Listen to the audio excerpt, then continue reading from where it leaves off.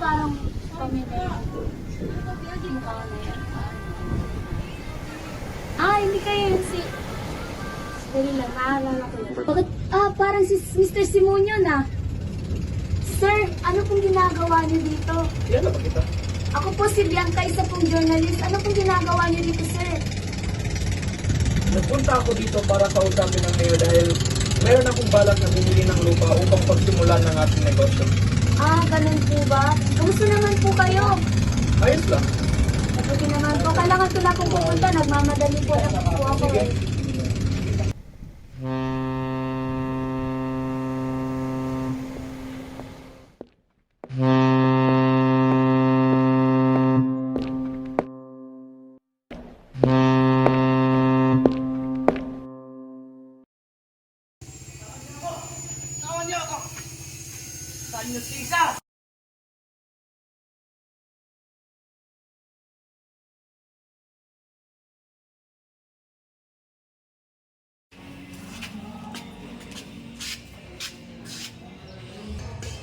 Kaibigan, ano ang iyong problema? Kinuha na lang ang aking lupain. Kinuha ng mayor ang aking kayamanan. Huwag kang mag-alala, tutulungan kita. Ngunit, pwede ka namang pumunta sa aking bahay upang ating pag-usapan ang iyong problema at kung ano ang mga hakbang na pwede natin gawin. Sige. Mauna na ako. Mga hapon. Magandang hapon, Ginoong Tales. Opo ka. Salamat. Ano ang sadya mo dito? Sinasabi niya na nandito ka para bumili ng lupain. Oo. Wala naman siguro masama doon, hindi ba? Siguro naman alam mo. Kaya siguro, alam ang naranasan namin. Siguro naman nakita mo, pagtrato nila sa amin. Pati nga anak namin.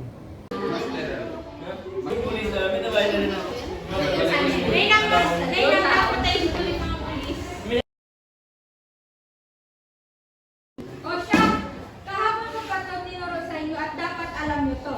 Bibigyan ko ng isang estudyante upang sumagot ng aking katanungan. Di ka nga nagturo eh.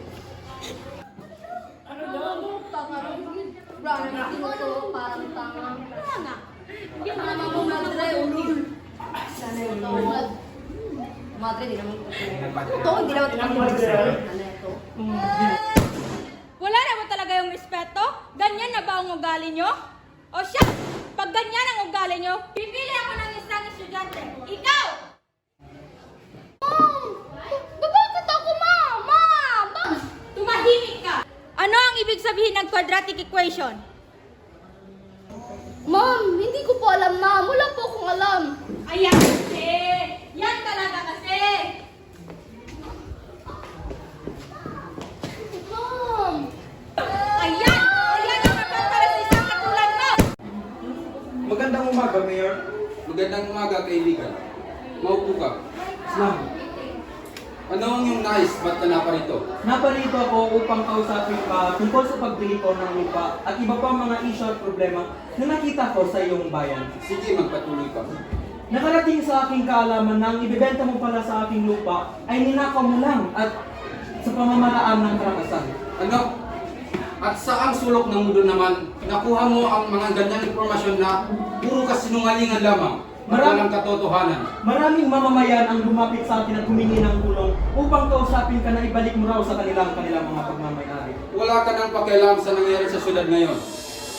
Narito ka lamang upang bumili ng lupa at huwag ka nang satsat ng satsat. Paumanhin, ngunit hindi ako bibili ng lupa na narating sa pagnanakaw at karakasan. Tapusin na natin ang walang kwentang pag-uusap nito. Hanggang sa muli.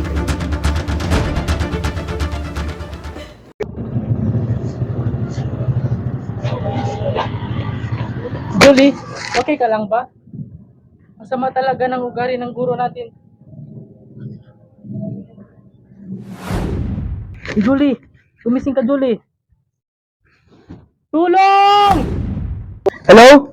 Tulungan niyo po kami. Meron pong isang estudyante dito na nahimatay. Sige.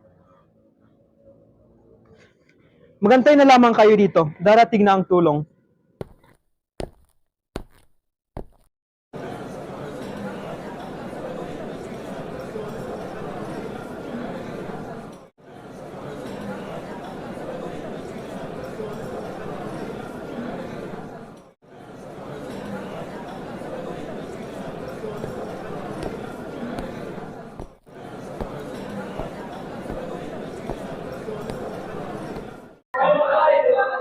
halos meron tayong kailangan pag-usapan tungkol sa kalagayan ng iyong anak.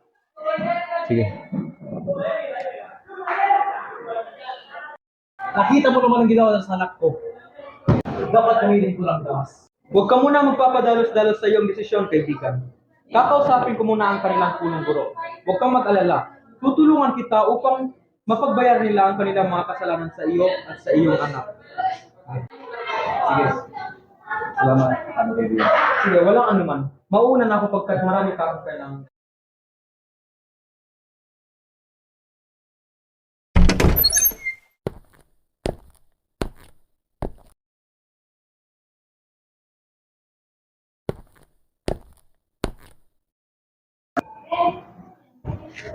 Magandang araw, Ginoong Simon.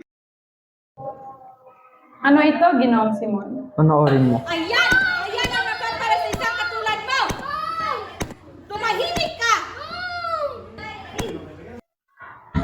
Isa sa mga guro mo ang may ginawang hindi kaaya-aya kaya't hinihiling kong tanggalin mo sila sa paaralan. Ano ba ang kasalanan ng estudyante upang kailangan niyang dinasin ng ganong klaseng pagpaparusa?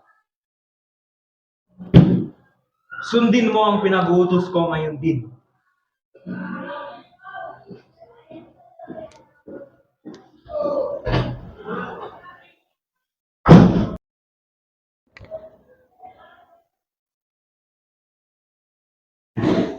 Kuya, pumunta dito si Simon at pinagbantaan niya ako, kuya.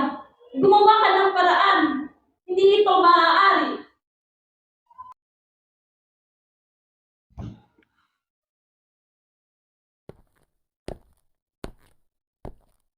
Sumusobra ka na talaga, Simon. At dapat ka nang patahimikin.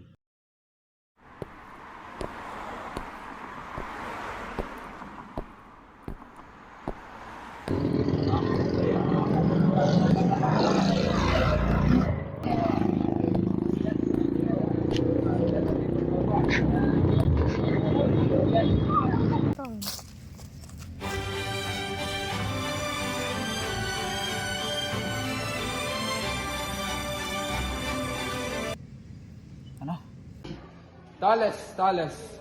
Kung nais mo pang makita ng buhay ang iyong anak, dalhin mo lamang ang dalawang bagay na ito. Ang ebidensyang laban sa akin at ang si Simon. Ayaw mo. Pakinggan mo ang iyong anak, Tales. Tumahimik ka! Ano?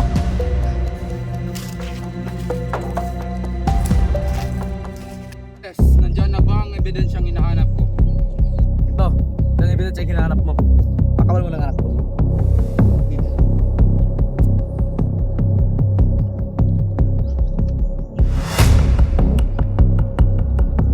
Anak!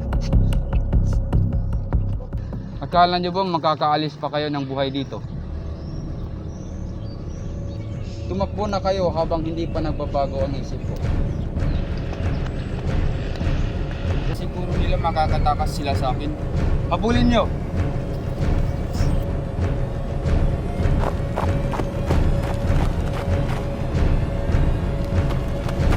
Ang ebidensya na ibinigay ko sa iyo, isuko mo yun sa mga pulis. Dahil yun ang magiging paraan para matigil na ang kasamaan ng mayor. Paano pa, Simon? Kaya ko na to. Mauna na kayo. Sige, teka na.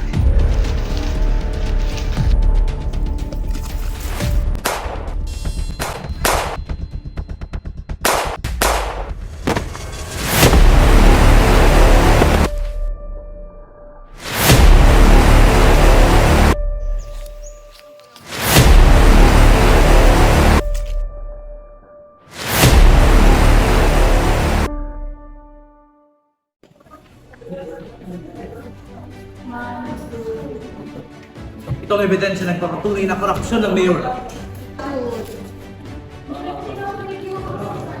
Huwag kang mag-alala, tutulungan namin ka.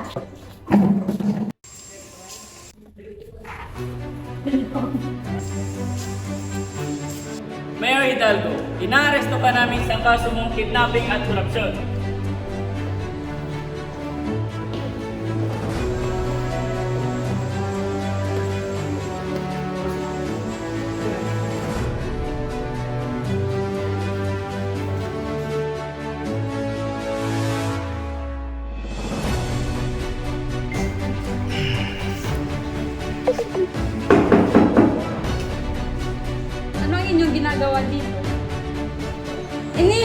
ka namin sa iyong pagkasala?